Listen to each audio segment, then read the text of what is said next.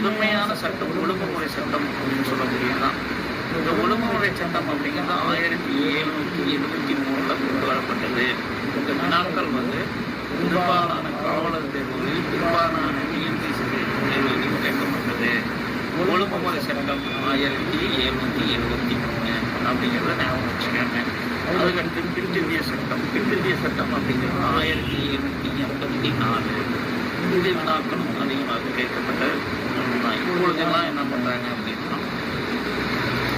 இந்த சட்டங்களை எல்லாம் பொறுத்துக்கள்ல கொடுத்துட்டு பக்கத்துல ஆண்டுகள் கொடுத்துட்டு மேட்ச் பண்ண சொல்லிடுவாங்க. இதுக்கு நமக்கு குறைஞ்சது 4 பொறுத்துக்கள், 4 ஆப்ஷன் பொறுத்துக்கள் 4 இது கொடுக்குறாங்க. அப்படிங்கும்போது நம்ம குறைஞ்சபட்சமாக தெரிஞ்சிருக்க வேண்டியது என்னன்னா, அட்லீஸ்ட் நமக்கு ஒரு 3 ஆசனம் தெரிஞ்சிருந்தா மட்டும்தான் அது சரியான பதில